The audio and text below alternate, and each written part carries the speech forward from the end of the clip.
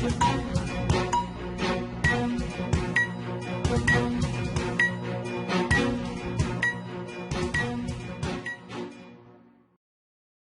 اللہ الرحمن الرحیم۔ السلام علیکم ناظرین، آج کے الف نیوز نامے میں آپ جان سکیں گے بھارت کا انجام آ پہنچا، یہ اختتام کا آغاز ہے۔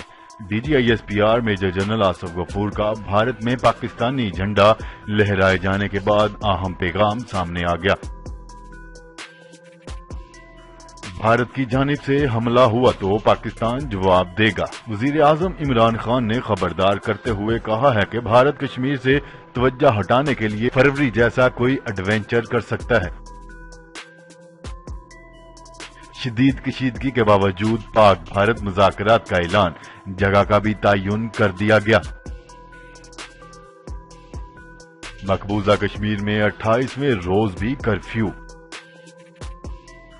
امریکی مخالفت کے باوجود تیل بیچ کر دکھائیں گے۔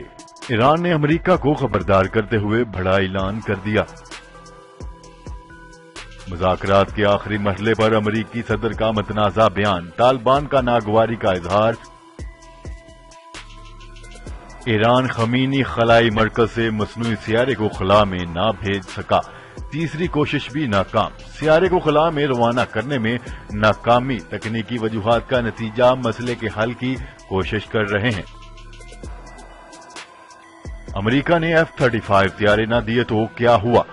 ترکی نے متبادل حکمت عملی کا اعلان کر دیا۔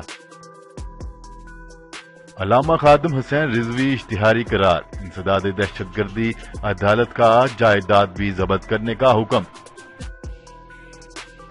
بسم اللہ الرحمن الرحیم۔ السلام علیکم ناظرین، آپ کے اپنے چینل الف نیوز میں خوش آمدید، اور میں ہوں آپ کے ساتھ ماجد علی۔ دنیا بھر کی خبروں سے باخبر رہنے کے لیے الف نیوز کو سبسکرائب کر لیں، اور خبر اچھی لگے تو لائک اور شیئر ضرور کیجیے گا۔ اب بڑھتے ہیں خبروں کی تفصیلات کی طرف۔ بھارت کا انجام آ پہنچا ہے۔ بھارت میں پاکستانی پرچم لہرائے جانے کے بعد D G I S P R major general Asif Ghafoor نے اپنے ٹویٹر پیغام میں کہا ہے کہ یہ اختتام کا آغاز ہے۔ انہوں نے بھارتی ٹی وی چینل پر بھارت میں پاکستانی پرچم لہرائے جانے کی خبر شیئر کرتے ہوئے لکھا ہے کہ ٹائمز ناؤ، کشمیر بنے گا پاکستان، پاکستان زندہ باد۔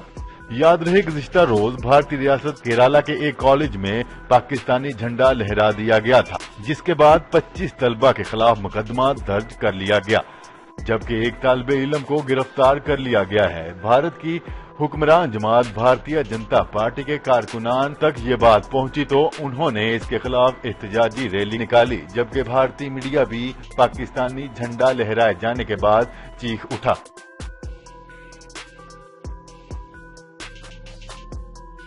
خبر کے اگلے حصے میں بات کرتے ہیں۔ وزیر اعظم عمران خان نے واضح کیا ہے کہ اگر بھارت کی جانب سے حملہ ہوا تو پاکستان جواب دے گا۔ انہوں نے خبردار کیا کہ بھارت کشمیر سے توجہ ہٹانے کے لیے فروری جیسا کوئی بھی ایڈونچر کر سکتا ہے۔ وزیر اعظم عمران خان نے یہ بات اسلامک سوسائٹی آف نارتھ امریکہ کے کنونشن سے خطاب کرتے ہوئے کی۔ وزیر اعظم عمران خان کا خطاب پاکستانی وقت کے مطابق صبح 8:30 بجے شروع ہوا۔ نیوز رپورٹ کے مطابق وزیر اعظم نے کہا کہ دو ایٹمی طاقتیں آمنے سامنے کھڑی ہیں۔ انہوں نے زور دے کر کہا کہ دنیا کو اس کا نوٹس لینا ہوگا۔ انہوں نے متنبہ کیا کہ بھارت کشمیر سے توجہ ہٹانے کے لیے کوئی قدم اٹھائے گا۔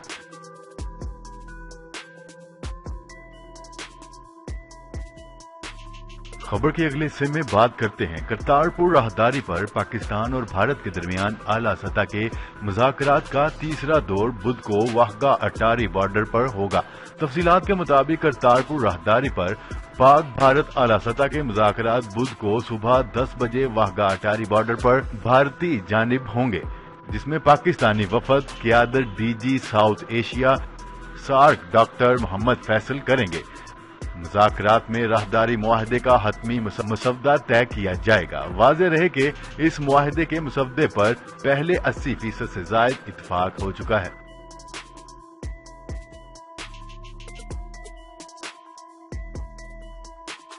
خبر کے اگلے حصے میں بات کرتے ہیں۔ آرٹیکل 370A ختم کرنے کے بعد مقبوضہ کشمیر میں 28ویں روز بھی کرفیو جاری ہے۔ موبائل فون، انٹرنیٹ سروس بند اور ٹی وی نشریات معطل ہے۔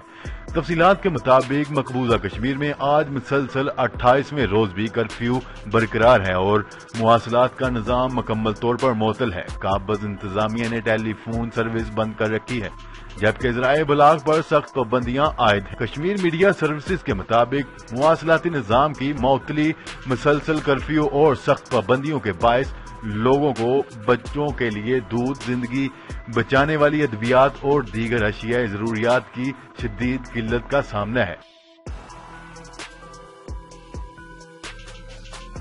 خبر کے اگلے حصے میں بات کرتے ہیں۔ ایرانی وزیر خارجہ جواد ظریف نے کہا ہے کہ امریکی مخالفت کے باوجود تیل بیچ کر دکھائیں گے۔ سماجی رابطے کی ویب سائٹ ٹویٹر پر ایرانی وزیر خارجہ نے لکھا، امریکہ نے ایران کو دفاع کے ذریعے سے محروم کیا ہے اور ہم نے میزائل حاصل کیے۔ اپنے ایک ٹویٹ میں جواد ظریف کا کہنا تھا کہ امریکہ نے ایران کو جوہری ایندھن سے محروم کیا ہے، لیکن ہم نے اسے حاصل کیا۔